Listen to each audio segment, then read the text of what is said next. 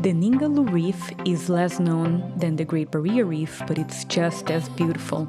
It's located in Western Australia, and you can choose to stay in Exmouth in the north,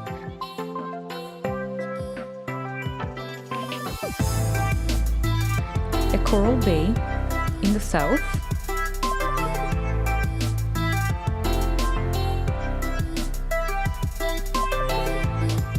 or anywhere in between these two towns in designated campsite areas along the 300 kilometers that composes the Ningaloo Reef. The Ningaloo Reef is very remote, which means a lot fewer people come here, making it the perfect spot to connect with nature. You can enjoy kilometers of crystal blue water and white sand with no one around you. As I mentioned, there are only two towns that you can stay: Exmouth, with around 2,800 inhabitants, and Coral Bay, which only has around 300 residents.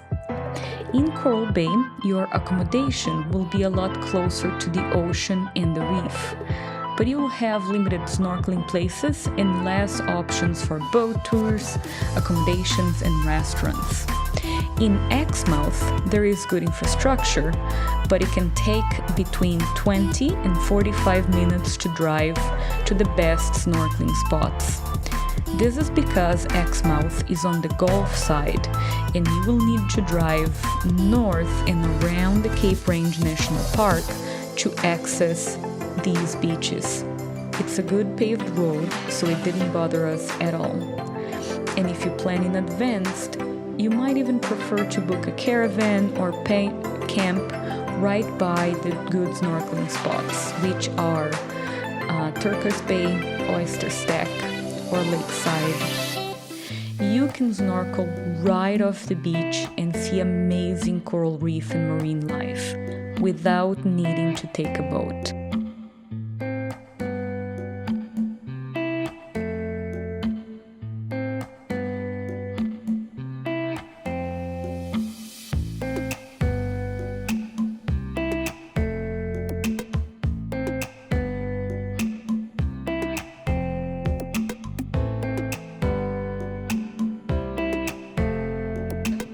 You just need to pay attention to the tide forecast.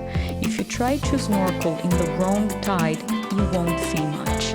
You can find more information about this in our video description.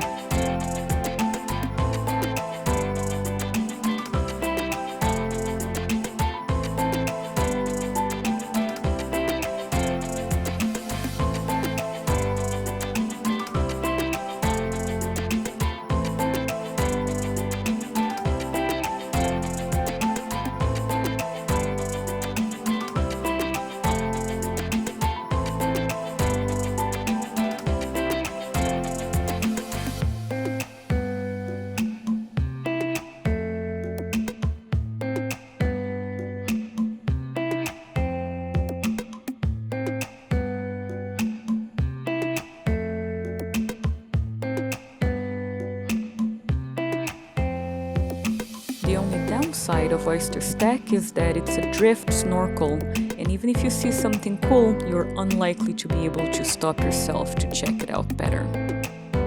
Here are a couple tips about the Lakeside Sanctuary. Once you get into the water, you will see that there aren't much coral around. You actually need to swim towards the buoy set up in the middle of the ocean to demark the area to start finding coral and more wildlife. This area is very worthwhile because although it doesn't have as much coral as other snorkeling spots, it is by far the spot that we've seen the most number of fish and other animals. The second tip is that this area is the most affected by tides. So we've come here a few different times, and the only time that we could be able to see well was at the lowest tide possible. So prioritize coming here first, very close to or right exactly at the lowest tide of the day. We were also able to snorkel here all by ourselves because it takes some more effort to snorkel here than in other spots. You need to park your car and and then walk to the left of the beach for about a kilometer and a half. If you come here between October and April, you can see turtles laying eggs or eggs hatching. If you come between March and June, you can get the opportunity to do a boat tour to swim with whale sharks.